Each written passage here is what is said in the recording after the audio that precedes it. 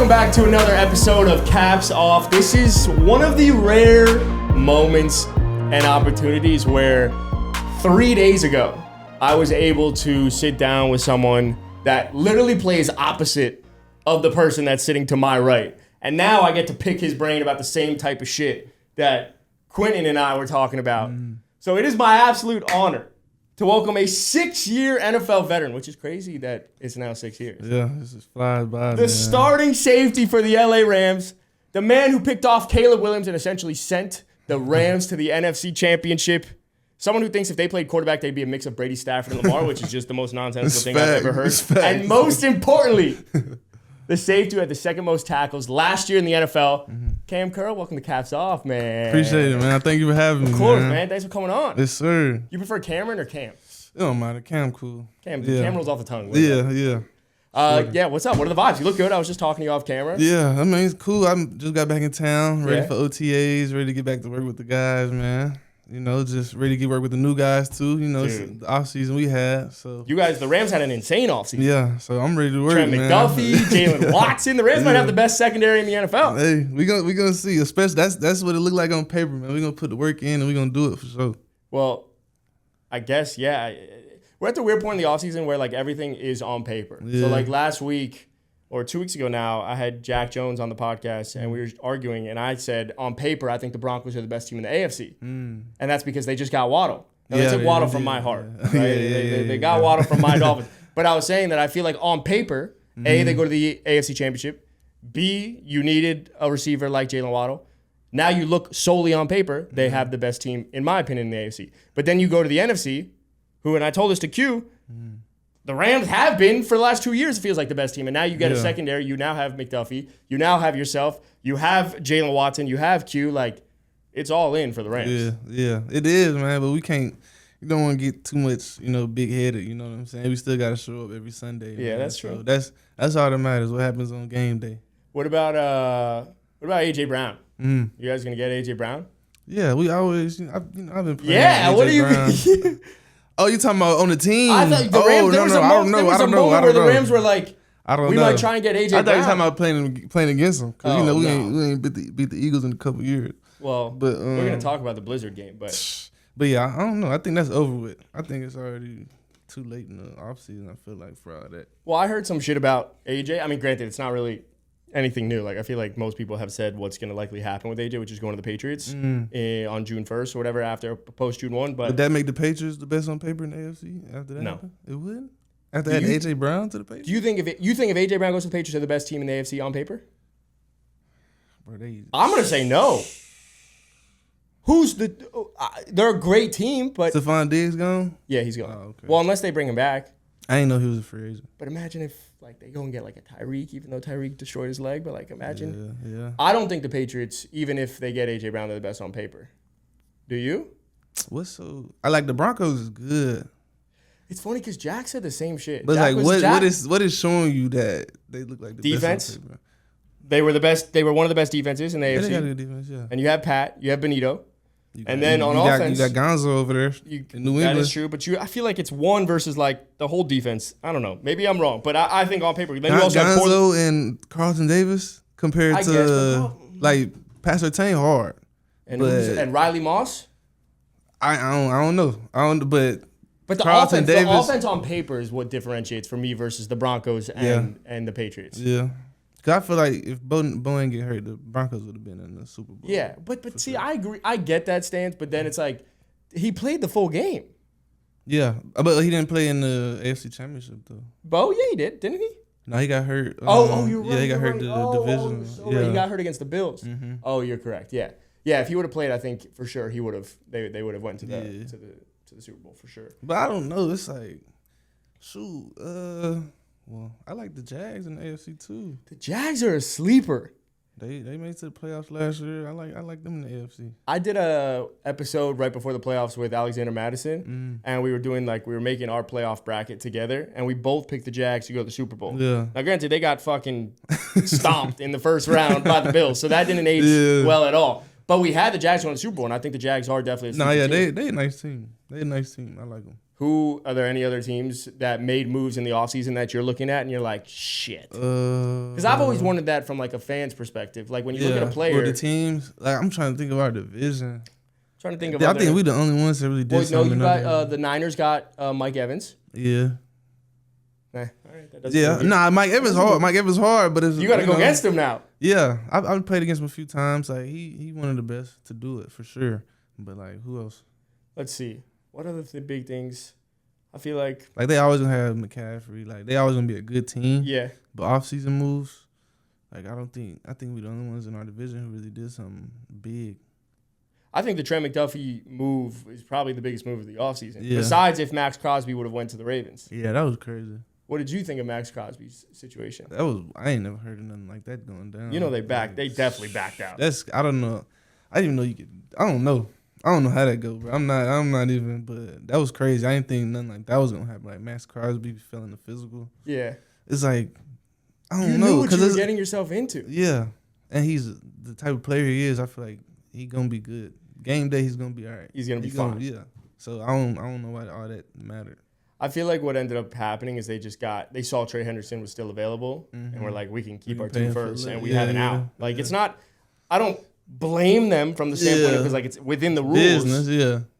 But at the same time, it's kind of like an unwritten rule type. Yeah, you can't do that shit. Yeah. Before we start going through like your career, are you because Coachella obviously just happened this past weekend. Have you been following anything? Nah, I ain't never been. I don't. It's like concerts. Yeah. Well, I only been to like one concert. Shit. There was a huge Justin Bieber thing that's been going on because he headlined, but it's irrelevant if you're not even into it. Yeah, no. I commend you. I know Justin Bieber, but I don't know about everything that went on. All right. Well, we're gonna go through. I want to be able to go through like your entire year by year in a way. Some big moments. Obviously, you were in Washington for a couple years, then you get to the Rams, and I got to talk about the Caleb Williams situation. And you pick off Caleb Williams, and we're gonna finish with some like social games specifically, and kind of fuck around a little bit, but. I have a little brain warm-up exercise for us. Get the brain moving a little bit before we do anything. Obviously, I touched on it when I was introducing you, which is that there was a clip that you had that you said if you were playing quarterback, you'd be a mix of Stafford, Lamar, and Brady. Yes. Which is an absurd thing to say. But it seems like you know the quarterback position. I'm an absurd quarterback. But like I got highlights on YouTube of me playing quarterback. I want to see. So it's like it's the tape is out there. I don't even gotta. But Kam Curl, as someone that knows then the quarterback position, if you removed Stafford from this Rams team right now, who are the 5 quarterbacks you would take to win the Super Bowl this year? To put on my team? On your team, on this Rams team. Because remember, Stafford's gone. Ooh, okay, let's do it. I go Lamar. Yeah. It's interesting because you wanted to be Lamar. You said you are a mix of Lamar. Like I was doing Lamar things before Lamar was popping. Kam Curl was Lamar before Lamar Jackson was Lamar. But I got Lamar. Bro, I like Josh Allen. Just like, because he can make the throws that Stafford can make. Yeah. Like, all right, you got Lamar, you got Josh. Okay, let me go A-Rod. A-Rod always been one of my favorite quarterbacks, bro. Well, so him and Stafford kind of feel like one and the same in a way. Yeah, you know, they both kind of up there age. Let me think. I go Jalen Hurts, bro. Really? He a winner. Like he know how to win, man. Why do you think people hate on Jalen Hurts then? Because he's not like. Because he's too. He's not doing what they want him to do. Right. Basically, he not throwing for 500 yards, doing all that. He just winning games, and people like they're bored. They want something to talk about. Sex appeal. Yeah, yeah. That's exactly what it is, and he not giving it to him, so now they hate on him. That's all that happened. All right, so you got 4 now. Yeah, I got one more. Yep. Let me think. Quarterbacks. Oh, I like Drake Maye. Drake Maye? I like Drake Maye, bro. I like Drake Maye. What do you like about Drake Maye? He a good quarterback, bro. Like he give him a few more years, he gonna be one of the best in the league. Like last year he showed what he can do. Yeah. But I feel like that's gonna start being consistent every year because I played him a couple times now, and like he a big dude too. I didn't know he was that big. How tall is he? He taller than me. He probably like 6'4". I feel yeah, but like you're sneaky tall too. Yeah, I'm like 6'2". He probably like 6'4". Like he just a big country dude. You're a real 6'2" too, though. Yeah, like yeah. when I was on my max preps, I put 6'3". I'm 6'1". Yeah. But I was just to look. We had to make it look like we had a bigger team than we actually had. So you I bump it feel up a little bit. But you're a real 6'2". You know. Yeah, he a big dude and he can throw. He can run. He gonna be a nice quarterback, bro. I like Drake Maye a lot. You know, it's interesting that you didn't pick Mahomes or Joe Burrow. Yeah, I like both of them too. I like Joe Burrow. You need something else in your life. Yeah, you feel something else. Yeah, I feel like my 5. That's a good 5. That's a great 5. Yeah, they can be honorable mentions or something. Like Mahomes honorable mention, man. Clip that shit. Oh man. All right, Cam. So you're one of the few people that I've never had an opportunity to talk to someone that was on the Commanders when they weren't even the Commanders, when it was Washington football team, when they just changed from the Redskins. So I'm really excited to be able to pick your brain on that entire experience and what that was like. Yeah. Because I feel like you had an insane trio of trauma. Yeah. The team name, then you deal with Ron Rivera and his situation. Then you have Alex Smith coming back from whatever the hell happened to his leg. Then you change, the team goes to the Commanders. You have a very... That was a wild time. Interesting experience. Yeah. Well, let's start with when they changed from the Washington Redskins to the Washington football team, because that's right when you were drafted to the Washington football team. What did it feel like? Because I'm sure your whole life it was the Washington Redskins. So you're normally picking the team as the Washington Redskins. What was it like now that you're in the position of the Washington Redskins to the Washington football team as a player and someone that was just drafted there? What was that whole experience crazy. like? So when I got drafted, we were still the Redskins. So when Coach Rivera called me, he was like head coach of the Redskins. And then so that was in April. So I think July is when they changed it. Yeah. So just going in, I'm a rookie. And I was like, damn, my team changing their name. Not people asking me questions. I'm not even on the team for real yet. And they asking me what's going on. I don't know, bro. But that was crazy just to go through that as not even getting in the facility yet, and we have a name change already. And I was like, what are we gonna call the team? Yeah. And they come up with football team, which is a soccer team. Yeah, it started to grow on me though, because I think we were the football team for 2 seasons. I think. Were you introduced when you were talking about it? You were talking about it like you were the football team. Because that's how you just said it. Yeah, we were Washington football team. So that's weird. what it is. It's so weird though. But then it started to grow because I'm in my rookie year. We won the division, went to the playoffs, and it's we the football team. We play football.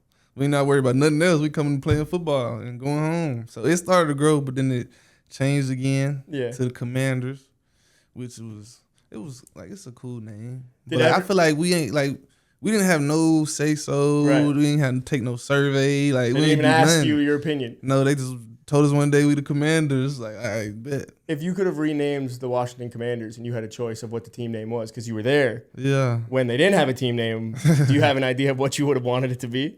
Nah. Said I was cool with the Redskins. Yeah. I was good without the change. I didn't need the actual change. Yeah. It was just a whole bunch of extra stuff, man. That didn't have nothing to do with football. Yeah. At what point did they tell you, as a player of the Washington football team, did they tell you before it went public that it was going to be the Washington Commanders? To think about I don't think it was too much of a gap. I remember having a meeting about them showing us the uniforms and stuff, but I think they probably told us a day before or in a just meeting a day before. Yeah, because it could have been they probably didn't tell us at all. I'm trying to think of it. The only thing I can remember is the uniform meeting showing us the uniform. They could have told us in that meeting, but they didn't even trust you. Yeah, I don't know if that was after or before it came out, but it was just out of nowhere, bro. Because, everybody was throwing the names up, and it could have been this, could be this, could be this. And from the Washington football team to the Washington Commanders, that's what it is. Yeah, here, this y'all name, y'all go play football. But you had a couple years where it was just obviously the Washington football team, which is... Yeah, I think my first 2 years was the football team. Yeah. And within that first year, which I think is also crazy, is part of your trio of trauma, which is ridiculous, is your head coach, Ron Rivera, was diagnosed with cancer your rookie year. Yeah. He didn't miss a single game. Nah. Going through chemo, now obviously cancer-free. So we could talk about this. God but bless. I want to know, in Kam Curl's experience, what was that like having your head coach in the middle of the week having to go through chemo and then doesn't miss a single game? Like, what was that whole experience like? Because you're a rookie dealing with this. Yeah, that was crazy for me because like I love Coach Rivera, man. Yeah. Like and like I feel like him doing that, like he used to play linebacker, so like him doing that was like the most linebacker thing ever to do. You know what I'm saying? Like to go do all that and still be on the practice field and again, like, and you see like some days he'll be struggling, but he fighting through it. Mm-hmm. Like, and that just made me love him even more because like he wanted to be out there with us, you know, fighting with us, you know, because you know we was fighting with him, you know, gonna be praying for him, all type of stuff when he was going through that, man, and to see him come out on the other side, like it make me happy because.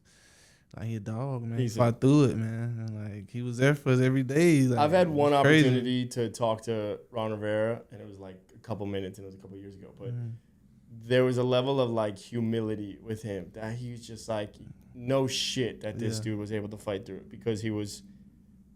It's very difficult. Like when you meet people and then you talk to them, you could pick up very easily what they're like in terms of how they're listening to you and what they're.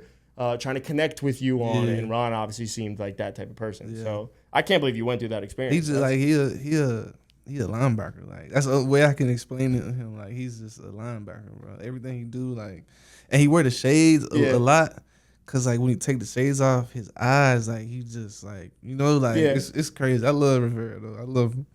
Did it change how you viewed the way you wanted to almost play the position? Because obviously, like you are a very violent hitter on the field. And now you have a head coach that's dealing, obviously, with cancer. Yeah. And obviously it's completely different. But I feel like where my head would go is, like, there's so much more beyond the game. And then, therefore, how do I now, like, make sure that there's a safety element to how I want to play the game? Yeah, or was there never even that conversation in your head? No. I feel like it made us, like, more, like, man, he fighting through this, so now we ain't got no excuse. Yeah, like that was really the main thing we got from it. Like he fighting through cancer. Like we ain't got no excuse, bro. Like we playing the game. Yeah, like we're healthy. We getting a lot of money. Like it was just like there's no excuses. Like you want to go harder just to see him fighting. You know what I'm saying? You want to fight with him. Yeah, I get that. Yeah, Ron seems like I said, Ron seems like one of the few guys that I feel like most players, like if you had to make a list of 10 coaches you would want to play for, you might throw like the Tomlins of the world, and I think in today's NFL, McVay would be there, and Vrabel and other people, but Ron Rivera I feel like would be on that list. Yeah, facts. Like, and that was I'm blessed to have him as like my first coach. Just like that's a good one to learn. It's a great one to learn because it was still like the old school mentality. Yeah, like that's what I grew up on, like playing football, like the old school style. So like just having him introducing me to the NFL, like I feel like that helped my game out a lot 100%. Too. Well, the third, I guess, pillar of your trauma, which is to deal with all of this as a rookie, to like be in a place where this is the things that you experience. This is completely different. Usually it's a team, a loss or a performance or a player, but meanwhile you had three things that are completely different and out of your control more than anything. That third being the Alex Smith injury. Right. Now, Alex Smith, for those that are listening and don't know, Alex Smith obviously had an insane leg injury. Almost had to get his leg amputated. Happened in the middle of a game. But you were on the Commanders, really the Washington football team, when Alex Smith came back from his injury. So as someone that was on that team, what was that entire experience like of Alex Smith coming back? That was another crazy experience. Like my days in Washington, like we ain't. When you look back on it, are you like, what the fuck was I dealing with? This is crazy. And like we didn't win a lot, but we had a bunch of dogs, bro. Like dealing with stuff off the field and on the field, like because he came back. Like I wasn't on the team for when the injury happened. Yeah. But like you seen it on TV and stuff, and then seeing him working to get back, like coming in the facility and being able to come back and play. Like that was crazy, bro. And like he was making plays out there too. Like and then like, but I was always nervous though. I ain't gonna lie, cause like I fuck with Alex Smith. Like so, I didn't want nothing to happen. He was on the field. Like I remember one game, that thing started bleeding. I'm like, oh my god, here we go. It's opening up. Get him off. But like nah, he a dog, man. To come back from that. And just to prove, like, I beat this, I can come back and play. Yeah. Like, that was crazy to see. Well, what did that feel like inside the locker room when Alex Smith came back? Because that had to have been a whole different... Yeah. I feel like it was kind of similar to the Rivera situation. Just it gave us, like, motivation, gave us more hunger Dude, Ron Rivera and Alex Smith in the same season. Yeah. Your head coach is battling cancer, and your quarterback just basically had their leg blown off and he's coming back. Like, what the fuck? Yeah, it was crazy. You don't think about it like in the moment, but yeah. I'm sure you look back on it now, and you're like, dude, especially now having 2 kids, and being an adult, and looking back on these situations, being like, yo, I was really dealing with a lot. Right. The experience and all that, it helped me in my career, though. I feel like it helped me a lot. In what ways would you say? Handling adversity. Yeah. Like, just seeing them handle it and how they handled it, and, adversity we had with the team, just being in that building. Mm-hmm. Like, football-wise and record-wise, people probably just say it wasn't the best, but the people we had in there and what we had to deal with and how we dealt with it, like, I learned a lot from that. Yeah, I get that. I think, like I said, dude, the shit that you had to go through, like, as a rookie is insane. As we begin to, like, progress through your time in Washington, I talked about this with KJ Osborne a couple weeks ago, but I'm a sucker for fantasy football. I don't know if you ever played. Nah. You're not a fantasy football guy. Nah. But within fantasy football, we're always talking alpha wide receiver ones. And one of the things I talked to KJ Osborne about was, as someone who plays wide receiver, us fans can say what a wide receiver or an alpha wide receiver one looks like. Yeah. But to a player, what does an alpha wide receiver one look like? Now, you obviously were playing with Terry McLaurin. And Scary Terry might be the most underappreciated, underrated alpha wide receiver one in the NFL. Yeah. So in Kam Curl's opinion, what actually makes an alpha wide receiver one in today's NFL?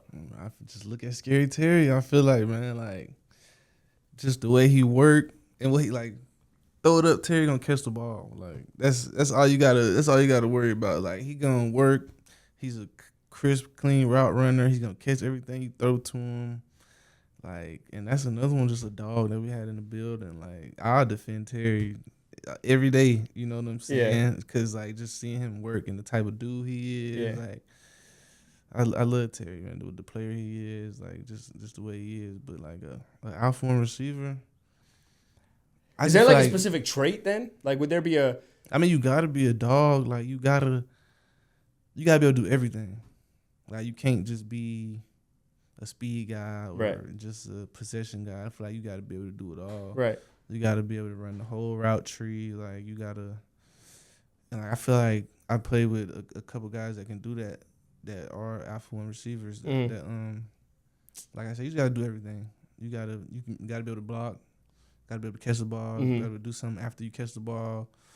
Run routes, take the top off. You know what I'm saying? Like, I feel like you got to have it all in one to be a real alpha one receiver. Yeah, because KJ was obviously there with Terry. He was there for that. Actually, did you guys overlap? No, because he was 2024 in Washington. But he was saying a combination of things. He was saying, like, they all come in different shapes and sizes. He was saying you obviously have Terry. He played with Drake London. He had Jettis, obviously. And they all are so different, but the common denominator of all of them is, like, similar to what you said, which is, like, they just are a dog. It's very hard to, like, quantify in a way, like, give them an actual reason for it. Yeah. And then Jack Jones, who's going up against them, who loves to bark at people like a dog, is saying that I don't know how else to say it other than they just get open. Yeah, you just know what to do. Yeah, you just know what to do. And Terry is someone that obviously for all these years didn't have a quarterback. Right, like, let's just call it what it is. Like, there weren't really quarterbacks there. Yeah, and he still found a way to get the ball always. Yeah, so still found a way to produce. I do find it interesting. I do think Terry is one of those guys that is someone that doesn't get the actual love as a top 10 guy. Yeah, he quiet. He don't talk too much. He just go to work. Do you feel that the louder the wide receiver is, the more exposure in ways that they get? Or is that more so success, like predicated off of success? I feel like that's with everybody. Any position, that's anybody in life. They're like, the loud one, they going to get the attention. The loudest voice in the room, Yeah. So it's just like, and some guys need to do that to get the attention because they, not doing it on the field. Yeah. Well, that same year, your rookie year, you guys win the division 7-9. Yeah, we won the division. Which doesn't feel like fucking winning the division at 7-9. Yeah. I've always said as a fan, I feel like the playoffs should just be the 7 best teams from each conference because you have situations like that. This is just like that's just the NFC South for you every single year. 7-9, 8-8, 9, one of those types of situations. But what did it feel like being a player on a team that just won the division at 7-9? Because in a way. Yeah. although you're a winner, you're still kind of a loser objectively. You know, like what does that feel like? So I thought we was the best team in the league after winning the division. You win that division. We got the hats, the shirts. Like that record didn't even mean nothing at that point. We won the division. We going to the playoffs. Like, but like after the season, I was thinking about like, damn, we was 7-9. We won the division. But when you're doing it, like you just trying to win games. Right. We knew we had to beat the Eagles that last game and win the division. And that's what we did. And it felt good. Like. And doing that my rookie year, it felt like, oh, this was going to happen every year. Yeah, that's what it's going to be like. Following year, 7-10. Yeah, I ain't make the playoffs again until I came to the round. Yeah, well, that's just called a good organization. Yeah. That's just the difference because as someone that – because it's funny because the next thing I wanted to ask you about was obviously that Dan Snyder sells the team. Mm-hmm. And as someone that's lived with Stephen Ross his entire life as their owner, I don't believe in this specifically. But so many of my friends and Dolphins fans are like, the Dolphins are not going to have success until Stephen Ross sells the team. But then Dan Snyder sells the Commanders, and they have success. Yeah, so maybe that is true. Yeah. But you were there when Dan Snyder sold the team. Yeah. What changed first from the old ownership to the new ownership that you felt in that locker room? They changed our game day hotels. That was. They started taking care of us. I ain't gonna lie, the hotels was a downgrade though. Really? I don't know what happened. Yeah, the hotels was a downgrade. Dan Snyder should have still been paying for our hotels. He needed the hotels for a different reason. Maybe. That's not funny. That's not funny. We're not laughing at that shit. Yeah, I don't know. That is funny and interesting that you say that. Yeah, but that changed. But like the first year, like the year I was there, it wasn't too much to change because they were just not coming in. Mm-hmm. So they didn't get to really do anything to that next off season. But like, yeah, it's just people were more excited. The fans were more excited, you know, about the upcoming season after he sold the team, and it was a bunch more hype. Really, that's all it was. Do you think ownership actually makes a difference in terms of success for an NFL team? Like on-field success, I don't think so. I don't think so. Why do people say that? I don't know. People just won't change and we're gonna say whatever, but.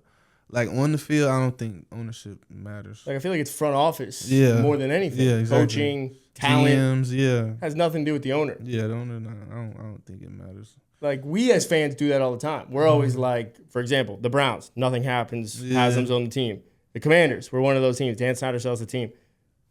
Me as a Dolphins fan, like, we do that shit with Stephen Ross. So, I don't know. I find it very interesting. They did have success, but then the next year, it was a bunch of injuries, and it was back. You know, I forgot what the record was, but it wasn't good. What, so, after the Commanders won? Yeah. Went to the NFC Championship. Then this past season, they had a bunch of injuries. This past year. Yeah. So the ownership obviously doesn't matter. But it's just a bunch of hype. New owners, bunch of hype. But, I mean, they cool. Yeah. I ain't really talked to them that much. Yeah, well, why would you? Yeah. You know? Why? Who gives a shit? Why would you talk to... Right. I don't want to talk to Magic Johnson or Josh Harris anyways. But that 2023 season, when they did change, when they finally did like sell the team, that was your final year in Washington before you decided to say, I got to get to a better organization. But I ain't decided. They decided for me. That's a good thing though, because you were 22, 27-1 in your lifetime in Washington. Yeah. The epitome of mid. Yeah. But you played the Rams that season. We did. So at what point did Kam Curl start saying to some shit, I got to get the hell out of here? Yeah. And the Rams might be one of those teams because I just got curb stomped by them. It wasn't even because I'm the type of guy, like, I want to get drafted by a team and I want to stay there my whole career. Yeah. So, like, I really, really wanted to stay. And, like, I wasn't trying to go nowhere else. Like, I was ready for the rebuild or whatever. Was going to happen. I was because, like, I've been there. I stayed there for 4 years of my life. Like, you know, I went out there when I was 21 years old by myself. Like, I didn't learn a bunch of stuff out here. I didn't did all that. Yeah, you know what I'm saying? So I ain't want to go, but I ain't had no choice. But during the season, it was just really just about getting good tape out there so I could get some money. Since, you know, it was my last year of contract. I'm about to get out of here. I might as well show up what I can do. Yeah, that was it. That was really what that last year was about. Just trying to win games and trying to get. Did they tell you we weren't going to re-sign you before the season? Like, did you know? Nah. I mean, obviously they didn't extend me before the season or, you know, after my third year. So it was just like, all right, I got to play this out. Yeah. And hopefully after the season, you know, they appreciate what I did for these past 4 years. But, nah, I ain't. Like, we had talks with them. Like, my agent talked to them, and they was like, they ain't want to. Basically, they was trying to tell him I was too expensive at the time. Good. Right. So you can't afford me. Right. But then when free agency hit and the safety market was messed up, they didn't come reaching back out. Right. Like, they ain't offer me a dime. Like, well, I wouldn't want to be there when you just went 4-13 also. Yeah. But like I'm so loyal, like I would have came back. Cause like this is my team. Like, yeah, but see, that to me is the interesting part of the NFL because players want to be loyal. Yeah. The team doesn't want to be loyal. No, they don't. Like on Dolphins Twitter right now is the whole thing about Jarvis Landry. And we were talking about Juice before the podcast, a little bit having a podcast now. But basically how the Dolphins were not loyal by any means, and Juice literally went without his agent to try and renegotiate and stay. And they did not want anything to do with him returning to the Dolphins. Now, I'm paraphrasing it, but teams are not loyal. That's basically what it was. Yeah, it's crazy because, I don't know, once free agency gets around, people start changing. Yeah. When that business start getting talked about, people start changing, and they don't love you like you thought they did. Well, I could find you an organization that loved you like you thought you deserved to be loved because you go from a 4-13 team in Washington to signing a 2-year deal with the Rams. And the truth is, you just went from a shitty organization to a good organization. Like that's literally the truth behind it, right? It is. So what does it look like from a player's perspective when you go from a bad organization to a really good organization? Because, again, I feel like that's what people say about the Dolphins. Like, we look good. We have good facilities. We don't win shit. Yeah, I got some good facilities. Bro, yeah, well, that's the only thing we have. Like, we are top 3 always in the facilities and the treatment of families. That's our Super Bowl right there. Yeah. So what does it actually look like in Kam Curl's opinion, going from a shitty organization to a great organization like the Rams? But it was like night and day. Like, I ain't gonna bash nobody. No, like, you know, like in the building, I'll tell you what, in Washington, in the building, like, there's really good people. Like, and there's people who do the right thing. Of course. It just wasn't enough of them. You know what I'm saying? Like, in the weight room, chatting them in the weight room, like, I'm always had love for them. Like, my position coaches, like, people I dealt with daily. Yeah. Like, it was good. You know what I'm saying? But it was night and day going to LA. And, like, I just appreciate Sean and them coming to get me because, like, I feel like they didn't have to. Like, it's a winning organization. They just won a Super Bowl a few years earlier.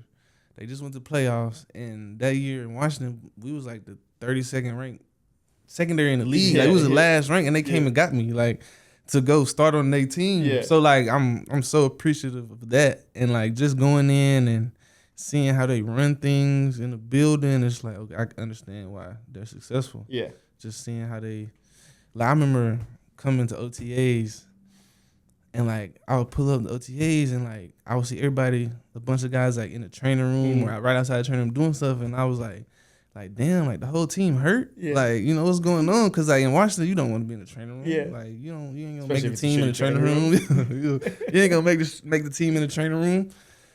But then I had to learn, like, nah, this is the correct dude. They do prehab, they do all this. I'm like, oh, okay. So, and then, like, it helped me become a pro too. Like LA really taught me how to really become like a professional athlete and stay on top of your body and everything. So I feel like people, the comparison that I would think of is like a successful company versus a company that's just struggling to get by in a way, right? So you look at the Commanders, a team that's just not necessarily going through the motions, and granted they were in a transitional period from ownership, but like they haven't had the success that the Rams had in the past. So then you go to a team that has the bluept, that has the foundation, standard of excellence, and then you feel it. Yeah. Did you ever feel like there were certain habits that you had to almost like de-memorize going from the Commanders to the Rams and being like, no, this is the way I did it, but no, this is the way it needs to be. Right, yeah. I feel like that was the biggest thing, just the standard that you got to uphold and the culture. Yeah. Like, it's a winning culture. Like Sean cool. Like, he going to joke around. We going to have fun.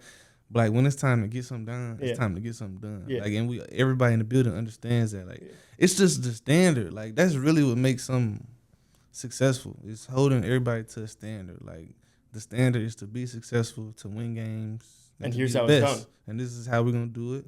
And if you ain't going to do it like this, we can get you up out of here. Yeah. So, like, that's really all it is, man. Just upholding the standard. Well, let's talk Sean McVay because I had Quentin on last week, and we didn't get a chance to talk as much about McVay, but I would say Sean McVay is the best coach in the NFL. Yes. I think a majority of people would say that Sean McVay is the best coach in the NFL. As someone that plays for Sean McVay, what does that actually mean to say McVay is the best coach in the NFL? What does that actually look like? Like you said, he got the blueprint. Like I don't know where he got it from. That shit to fucking Jeff Halfley, bro. I don't know where he got it from, but he got it, bro. Like it's just he a football genius. Like he knows everything about the game, and he invests so much time into it. And like when he has a vision, and like you go out there and execute it, it's gonna work. Yeah. Like it's I don't know, bro. It's just I ain't never had a coach like him. He a football genius. He know what to do. And he know how to have fun with it too. Like, and then the confidence he got is like, yeah, I want to play for him. Yeah, like, cause he gonna talk that shit. He gonna make sure everybody know that we gonna beat you, and like we gonna do it. Yeah. So like, it's fun playing for a guy like him, man. And he's just cool about everything. Did anything surprise you the most between McVay, the opponent, and then McVay, your coach? I would say went against him. I would say the only thing surprised me was like how much he invested into the defense. Like, cause you see McVay, you think of Matthew Stafford, Puka, you think offense, scoring touchdowns. That's what I would think. Yeah. Yeah, but some days he and our DB meeting like with us in the room watching tape and learning, and he really do it. I learned it cause in OTAs last year, I'm like, why he in our room? Yeah. Then he go to practice and he runs stuff to test our rules, and so cool. I be catching on to him. Yeah. And he be like, nah, I'm on your team too, man. I'm like, nah, like I know what you're doing, but it's just making us all better. You know what I'm saying? And like that's really what surprised me, just how much time he puts in on the defense, and like defense wins championships, man. So that's why. It's funny you say defense wins championships, because I feel like in today's NFL, a defense can get you to the championship, but it's very difficult for the defense to be the only thing to win you a championship. And that's what the Rams have, where you guys have a good defense, but then you have the offensive complement. It's like the Texans. Yeah. Like, I'm talking to Xavier Hutchinson after this, who's on the Texans, and let's call it what it is. That defense was elite, but C.J. Stroud was fucking ass in that run. And so the difference between potentially being able to beat a Patriots team, potentially being able to go to Super Bowl, would be, yes, you have a championship caliber defense, but then also a offense that can match that defense. Yeah. And I feel like that's what the Rams have, realistically. Yeah. I feel like we are. It was just, we just ain't, make it all the way. This is a couple plays off. A couple plays we ain't make. Yeah, well, let's talk about it. Let's go down those few plays. If you go down memory lane, I don't want to go back down to the trauma PTSD angle, but let's jump straight to Eagles Blizzard game. Yeah. Because my whole family, well, really, it's my wife's family, but they're all Eagles fans. Because of that, I dislike them. I love them to death, but because they're diehard Eagles fans, I hate them because they're spoiled little bitches. And they have 2 Super Bowls before I even have any sniffing anything good in the playoffs. Nothing. But the Rams play the Eagles in this blizzard, absurd game. Yeah. And there are probably a lot of plays that you guys want back, because I think a lot of people would say that you guys blew it in your own way and had that game in the back of your hand. What do you remember most about the Eagles Blizzard game and just dealing with those weather conditions? That was crazy. That was my first snow game ever playing in. And I remember sitting on the sideline watching the offense go, and it looked like a movie. How the lights is and the snow falling down, all this snow on the ground. It looked crazy. But it was a crazy game, man. Just playing in the snow. Everybody footwork, trying to find traction in the snow and stuff. What's it actually like playing in the blizzard? Is it fun? It's fun. I've heard players say it's fun, and I've heard players say it sucks. It was fun because it wasn't that cold. I'll say that season we went and played the Jets in New York. That game was colder than the snow game because I felt like it was too cold to snow that game. But this game, frozen. It was cool. It was fun to play in, man. Cause you running around, you don't really feel cold, and then you hit the ground, you just pop up. But it was fun to experience that, especially it being a playoff game too. Yeah. That was pretty cool. But it is naturally it's a distraction, because I feel like you're for me, if I was playing in a blizzard, I have a lot of ADD, so I'm overstimulated by all the things that are moving around. So if there's all the snow coming down while I'm trying to focus, it's too much for my brain to focus on. No, the snow kind of get in your eyes, but you just gotta lock in. You gotta learn how to lock in, and it's football. You know what I'm saying? The ball snap. I can't be worried about the snow. I gotta worry about what I gotta do. Did any Eagles fans chirp you in a way that you haven't been chirped before? Because when I went as a Dolphins fan for Dolphins Eagles, we have no Dolphins fans. We're so irrelevant to the Eagles. We have nothing to do with we're guppies weird. Compared to them. We're literally little fish in the pond, and yet they were dicks. Yeah, Eagles fans is crazy. But I'm used to. I've played them so many times. Yeah, that's true. Because when you were with the Commanders, yeah, I played them so many times. But you unfortunately lose that game. Yeah, which is tough. The Eagles go on to win the Super Bowl. Mm-hmm. I had Mitch Morse on a couple weeks ago, and Mitch Morse said that because he was part of the 13 seconds game when the Bills lost to the Chiefs, and he said the worst. Oh yeah, that was crazy. And he said the worst part about losing to the Chiefs was the Chiefs didn't end up going to win the Super Bowl. Yeah. That hurt the most. I feel him on that. Did it at least feel any sort of all right? This isn't as bad, knowing that the Eagles would go on to win the Super Bowl. Or it's fuck Eagles. I mean, it sucks to lose, but then it's like, all right, we lost to the Super Bowl champ. Yeah. So it's like, okay. I get it. It's better than just losing and somebody losing the next round. Yeah. In Washington, my rookie year, 7-9, we lost to the Bucks. Yeah. We went to go win the Super Bowl. So it's like, that's true. And we had the tightest game. Yeah. We had it was a little fight. So that it make you feel a little better, but it still sucked to lose. Yeah. Knowing we should be in that position. If we beat them, knowing we would have been winning the Super Bowl. Is that what people would say, the transitive property or something? How does that shit work? And when we were growing up, people would be like, oh, the transitive property of this or that, where it's like if that team beats that team, then theoretically, and we beat that team, theoretically, we're better than that team. No, yeah, I hear that shit works? But that's not true.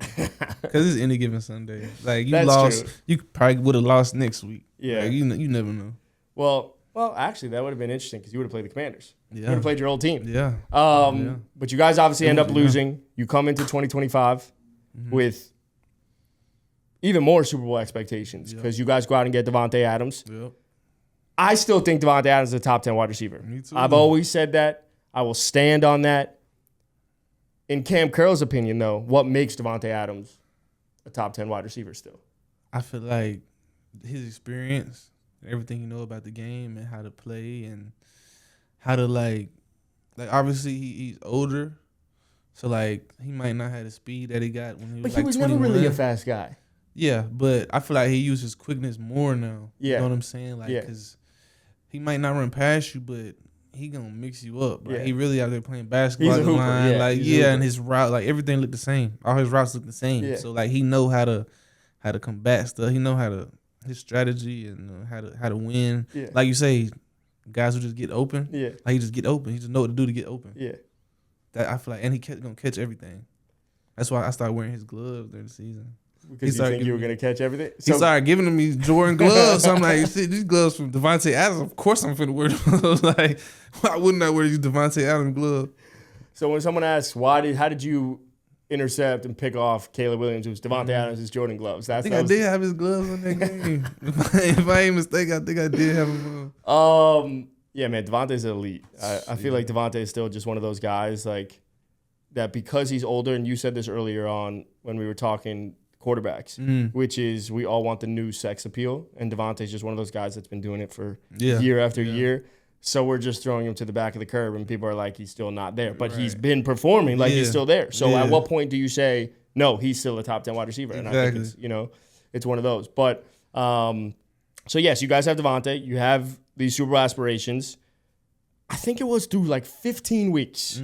Last year in the 2025 season, the Rams are 11-3. Now, us as fans, we're saying, me specifically, the Rams are going to win the Super Bowl. Yeah. By far the best team. But as someone that was on the inside as part of the Rams at 11-3, what does it actually feel like to be the best team in the league? You just got to not think about it. You were thinking of you just can't, though. You can't let that. But you were. Because that's going to get you complacent. You're going to start, just subconsciously, it's going to get you complacent. You're going to start chilling a little bit. But you just can't feed into it. What Nick Saban said, rat poison. Yeah. Can't feed into the rat poison. It's hard because it's TVs in the facility. Yeah. They You're got seeing what everyone is saying. saying. Yeah, but you just gotta look away, bro. You gotta block away it felt like we was the best team in the league. Yeah. We was just beating everybody. We was just it felt good. Yeah. Man. I ain't gonna lie. I feel like there is a certain point too where yes, it feels good, but then that piggybacks into the Stafford, Drake Maye MVP conversation because I think part of that run is really when Stafford started to pull away from the MVP conversation. Yeah. And I've said it before. I've said it on this podcast. I thought Drake Maye was the MVP. And I thought because you just take away both of them, who is the more valuable player. to their team. Mm-hmm. You guys had a better team, but it's irrelevant because Stafford wins the MVP. As someone who was on the Rams, as someone that was playing with Matthew Stafford, what does an MVP actually feel like inside the building? He's the MVP, bro. Like just watching what he did on the field, like he was automatic. Yeah. Like he was just on the run, like, and I had no doubt about he was going to be the MVP, bro. Because even just seeing everything in practice, like he be chilling in practice, but he still be doing crazy stuff, like. So in the game, when the stuff he was doing, he making no looks, he doing all this crazy stuff. Like, yeah, bro, he the MVP. Like, my thing was the MVP. It's like, yeah, who's most valuable to the team. Yeah. But it's really, I feel like it's really like who's the best player in the league right now. I feel like that's what the MVP should be. Who's just the best player in the league right now? But the problem is then that's skewed towards quarterback, and that's not fair because quarterback is you're just touching the ball the most, so you're exposed the most. Yeah. Like, what happens if you're like, you have 14 INTs this year, and someone's like, yeah, but he's playing safety back there, and it's not as sexy. That's going to discredit you. That's the life we live. That's already the life we live as DBs and stuff. That's already, so it is what it is at that point. I think, whatever, it's fair. I'm happy for Stafford. Yeah. I've always said this, and I said this to Q. I'm a closeted Rams fan because I bought stock early when he was on the Rams years ago. But no, I'm happy for Stafford. But let's talk about the thing that I feel like is the most important part of really these last 50 minutes of talking to you, which is the Bears game. Now, before we go into Kam Curl picking off Caleb Williams, I want to know your whole experience of Caleb Williams 4th and 4, throws it to Cole Kmet. What was Kam Curl's experience when that play was happening? That was crazy, bro. Like, I just remember that it was 4th down. Like, let's just get off the field and let's win the game. And he took the snap. When he ran backwards, I'm like, it's ball game. That's what Q said. It's rap. It's like, it's ball game. And he must have threw that thing so far, bro.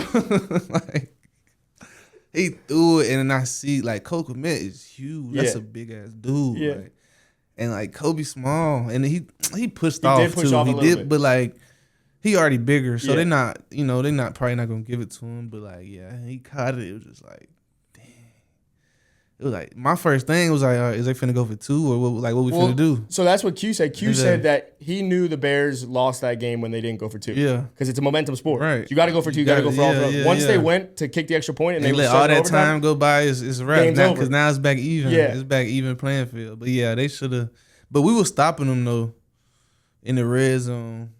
So I feel like that's why. We had stopped them on a few 4th downs. Yeah. So I feel like that's probably why they were scared to do it. But, yeah, I feel like they should have went for 2. But once they didn't go for 2, it's like, all right, let's just go in overtime. Let's just go win the game. Well, you very much did go and win that game because the game goes in overtime. The Bears are driving down the field. Yeah. Caleb Williams makes a dumbass throw. And who comes diving out of the feet? Who comes diving out of the bottom of the screen? Kam Curl. I ain't gonna say the throw was dumb. Like he was trying to make a play. He was trying to make a play, but what was going through your head? Because I feel like us as fans, when we're watching that, we're like, you don't need that. You don't need to force that. He didn't know what I was gonna do. He didn't know if I was gonna take the high one or cut it. Like, and once you got your mind made up. Yeah. Like I feel like as a quarterback, once you got your mind made up, you letting go of the ball because you can't second guess. Yeah. The game moving too fast. So once he made his mind up, that he thought I was gonna keep going with Odunze, and you just had to let it rip and hope I ain't catch it, I guess. Well, you did. Yeah. And the game sealing, in a way, interception because the Rams go down and drive it back down to win the game. Kick a field goal. Thicker kicker. So I do think it's crazy that you're the person that won the Rams that game and sent them to the NFC Championship. So I think it's a one hell of a play, but I feel like Caleb Williams is now a guy that is kind of getting the treatment of, is he top 5, is he not? But as someone that picked off Caleb Williams to go to the NFC Championship, where do you think a specific talent lies within Caleb that says he's already top 5? Is it his arm talent? Is it his decisiveness? What, in your opinion, is that talent that he already possesses is top 5 caliber? No, yeah, his arm talent is for sure top 5, I think, right now. But, you got to put it all together, though. I feel like all together, he probably not a top 5 quarterback right now, but he will be. The talent he got, and he with Ben Johnson, so I feel like they're going to be a good combo. But his arm talent, I feel like right now is top 5 for sure. Yeah, he's a special guy. I feel like I'm actually excited to watch the Bears this year, but I don't know. It was It was quite the play, but then you go to the NFC Championship, and you go up against the Seahawks for the third time. Now, as someone that was always watching these games as well, it never really felt like the Seahawks were the best team in the league. Even though they won 14 games, it never really felt like they were the best team in the league. Right. Obviously, you played the Seahawks 3 times. You lose to them in the NFC Championship. But, like, in your opinion, in your experience, what do you think actually was the signifier that the Seahawks were actually the best team at the time? Like, looking back. I feel like the time when we played them, I feel like we was 1-2. Yeah. It was just their defense played better than our defense that day. So they won the game. Because, like, we were both great teams. Like I said, I feel like we was number 1 and number 2 in the entire league. Right. It was just their defense had a better day than our defense, and that's what happens. I ask you this. Naturally, you have to hate the Seahawks, right? Mm-hmm. You have to. I mean, I don't like nobody in our division. That's just how it goes. I feel like our division, it's like any division is rivalry. You play them 2 times a year. Yeah. Like, I don't like nobody in our division. As someone that played, it's because I feel like people would say NFC East is the most toxic division. Mm-hmm. You go from the NFC East, then you go to the NFC West, another toxic division. Yeah. I didn't know before coming here. I didn't know it was like that though. Cause I know NFC East, like that's for sure. Like, and then you can think of back in the day, like those NFC East games. You know what I'm saying? So when I came to the NFC West, I didn't know it was like that, but it is, especially because the coaches. Like, which division is? McVay and Shanahan. Like, you know what I'm saying? Which division is more toxic, the NFC West or the NFC East? No, I'd say the East. Because I feel like the fans get into it a lot, too. Because you got Cowboys fans, you got Eagles fans. You know what I'm saying? Giants is like, whatever. But, like, those in the Washington get toxic. Like, in the NFC West, I feel like it's more classy a little bit. Because, we got, like, the Eagles won Super Bowl, but, we got, I feel like NFC West is more classy because we've been winning Super Bowls. You got Shanahan, who's good. Like, NFC East get toxic because, like, sometimes they all suck. Every team sucks. So it's like you ain't got really nothing to talk about but just bad about each other. That's why I get toxic. You know what that is? That's just an East Coast versus a West Coast person. Yeah. West Coast people are just way nicer. Like East Coast, we're assholes. Yeah. We're just you're from Oklahoma, so you were on the East Coast when you were in Washington. But now you're on the West Coast. You probably feel that a little bit. Everyone's a little nicer. It's nice out here in LA. Yeah, it's a little more. So that's chill. really what it is. NFC East, you're assholes. Mm-hmm. NFC West, you're nicer, more classy. Yeah, but it's still like we still don't like you though. So the NFC East is more toxic. Yeah, for sure. Well, I'm excited for you guys going into this season, and I think you guys should be. You guys are the Super Bowl favorites according to Vegas, so I think there are a lot of expectations. I'm rooting for you guys. I bought stock, like I said early, so if you guys win, I win. That'll be my first playoff, or real Super Bowl win in my lifetime, I would say. Because everyone always talks about the Dolphins in 1972 season. I was swimming in my dad's ball sack when that shit was happening. So I wasn't even a thought. We were talking about you having 2 kids. I wasn't even a thought. Yeah, exactly. So I have no claim to fame there. So I'm excited for you guys. But we just spent the last 58 minutes going through a very fast run through of your time and your experiences. Yeah. But now we get to fuck around a little bit. I literally write on this called social fuck arounds. So this is, you ever play Keep 3 Cut 5? You know what that is? I know what you're talking about. All right. So this is Keep 3 Cut 5 DBs Since 2000 with Rams starting safety Kam Curl. 2000. Now, last week, Quentin Lake, we did safeties since 2000. Yeah. 2 weeks ago, Jack Jones, we did corners since 2000. Now I'm combining the two. I'm going to let you know right now, you're probably fucked. Yeah. Corners and safeties only get corners 5. And safeties. You only get to keep 3. You have to cut 5. Cut 5. What? And this list is crazy. That's so brace yourself. All right. You ready to lock the fuck in? Yeah. All right. Keep 3 cut 5. DB since 2000. Rams starting safety. Kam Curl. First name up. DPOY. Stephon Gilmore. You better be careful on this list. Yeah. Well, so I can't even know all the names. You don't know the names. Oh my god. You have to. It's like a blind ranking in a way. Stephon Gilmore. That's good. Keep in mind how many people are there since 2000. Yeah. I'm not going to lead the horse to water. And that defensive player of the year hold a lot of weight too now. So if anybody get mad at me, that DPOY that hold a lot of weight. Are you going to do what I think you're going to do? And my agent used to be his agent. Family ties? Yeah. Oh, are you going to do it? Let me think. Hold on. Let me just think. Yeah, take a deep breath. It's 8 names. There's 8 names. That's a heavy name right there, well, there is. How heavy do the names get? Remember, I could go any which way. That's a heavy name. I could put Quentin Lake on this shit. I'm cutting you, bitch ass. I'm keeping Stephon Gilmore. Really? That DPOY. That holds so much weight. Out of the gate. You're keeping Stephon Gilmore. Yeah. All right. We have 7 names left. Yeah, I know. You better pace yourself. It's a long night. Next name up, Charles Woodson.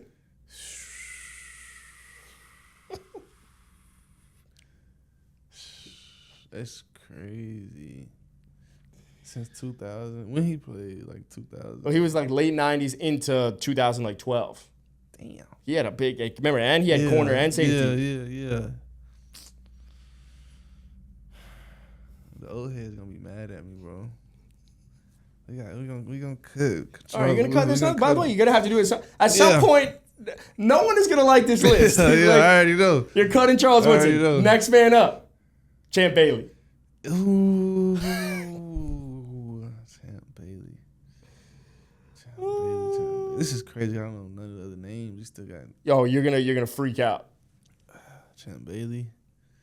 Because next you're gonna just. I cut Champ Bailey. I ain't even got no safety.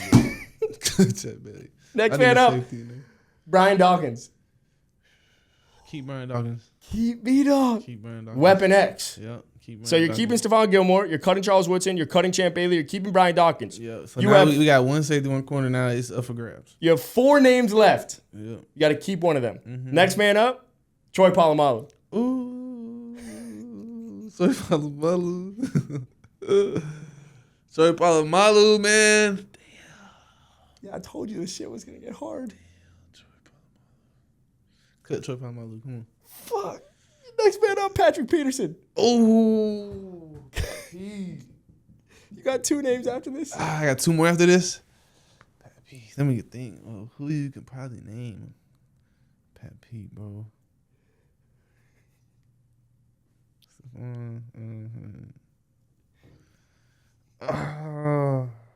Yeah, this is tough. I got 2 more after this. You got 2 more after this. Keep Pat P, bro. Keeping Pat P. Yeah, we rolling with Pat P. You're rolling the dice. Yeah, Pat P. Who's the other 2? You're keeping Stephon Gilmore. You're keeping Brian Dawkins. You're keeping Pat P. You're cutting Troy Polamalu. You're cutting Champ Bailey. You're cutting Charles Woodson. Please don't say the name I think you're going to say. The 2 names you must cut. Darrelle Revis and Ed Reed. Okay, that ain't that bad. I fuck with Ed Reed. I fuck with Ed Reed heavy. But, okay, I feel like it's good. I kept Stephon Gilmore, Brian Dawkins, Pat P. and Pat P. You feel good about that? Yeah, I'm not. I thought he was going to say like Sean Taylor. I thought about Sean Taylor. I was going to be hurting if you said that. Sean would have been, now that I think about it. Well, I also left Richard Sherman off this list, and I feel like that. Yeah, I would have picked Pat P over him. Wow. All right, so you feel good about it? Yeah, I feel good. That ain't even too bad, honestly. All right, last few games. Kam Curl, so starting safety for the Rams right now. Who are the top 5 DBs in the NFL?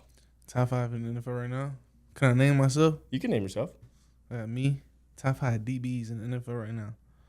Me, Quinn Lake. Yeah, do it. Name the whole secondary. Name the whole secondary. Do what Jack Jones did. Name the whole secondary. I was going to do it for sure. Hold on. That's 5. Me, Q Lake. Yep. Cam Kitchens. Okay. Trent McDuffie. Okay. Jalen Watson. Yeah, and fuck you everyone else, all right? The Rams house. Rams house, man. All right, and last but not least, this is a fun one. So obviously we go an hour and we shoot the shit, and I ask all these questions from my dumb fan brain where like I'm like curious about certain things. Yeah. But I always wanted to recreate something that feels as if I'm watching the game again. So I ask every single person that comes on to propose a question to the next athlete without knowing who the next athlete is. So it's almost like proposing a blind question. Yeah. So Quentin Lake's question for Kam Curl. He knew I was coming. He did not know. Okay. I told him afterwards. But he had a great question. Was, if you had a chance to own an NFL team, what city would you want to put it in, and what would be the name? Ooh. What city? I'm going to go San Diego. Really? Yeah, we need a team back in San Diego, man. I used to live in San Diego. And I went to a Chargers game before. So yeah. San Diego needs a team again. Yeah, San Diego needs a team again. The name? Well, I can't take the Chargers. I should take the Chargers and make them the San Diego football team. Right, no, exactly. But SDFC. I'll say the San Diego Roughers. Roughers? That was my high school team. This kind of goes hard. The Roughers, yeah. I'm going to put you on the spot. Ain't nothing tougher than a Rougher. That was your saying, wasn't it? I was going to say, if you just came up with that on the spot. That was what we said. So. All right, I'm going to put you on the spot then. You have to build around one team on the San Diego Roughers, or build around one player on the San Diego Roughers in the NFL right now. And it can't be your fucking self. Can't be myself. Anyone. I feel like it has to be a quarterback. Could be a receiver. You could do it like the Bengals. Say fuck it. Nah.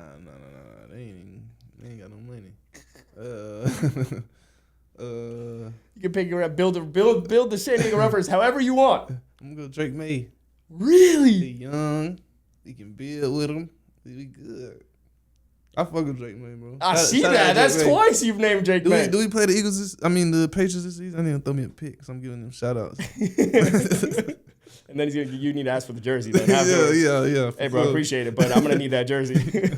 And last but not least, Kam Curl, propose a question to the next guest without knowing who it is. Yes. Could be anything. Football related, non-football related. Mm-hmm. I've had some fun questions, such as, do you fuck with playing overseas? I've had, what are your thoughts on celebrating and getting penalized for celebrating? Yeah.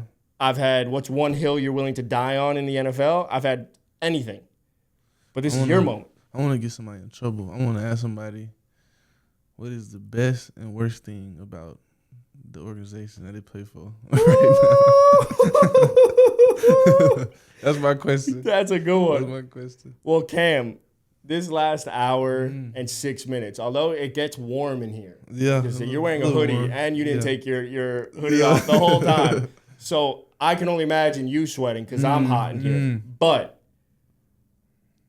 I always say this, it's so fun to get this experience to like pick your brain and hear what you think about moments and experiences, because the way I kind of like to pitch it to my dumb self is that you're the vehicle and the types of questions that I want to ask is like the gasoline that I want to put in it, and you just take us there. And so some of the things that I'm hearing the most from you is like a different level of respect for the names in the NFL that people may not talk about. The fans like myself, where we may think the Joe Burrows, we may think the Patrick Mahomes, we may think the same sexy names all the time. They get all this love, but then you're a player on the inside that has all these experiences, and you get to appreciate those guys. And I feel like that's a very unique angle that doesn't get talked about enough, and I appreciate that. No, yeah, for sure. I feel like that's because I feel like I'm one of the names that's not that sexy. You know what I'm saying? So I feel like that's really what I do, like the respect of the guys. I do it for the respect from the guys who's dogs. Who probably don't really get the limelight. But you know, like when you see them, like, he a dog. Like I fuck with him. Like, you know what I'm saying? That's what I do it for, honestly. Okay, I can't thank you enough for the last hour, man. You're the man. I'm rooting for you. No, I appreciate I'm rooting that. for the Rams. That's my team. So let's go win a chip. And I appreciate the time, man. Yes, sir. I appreciate you having me, man.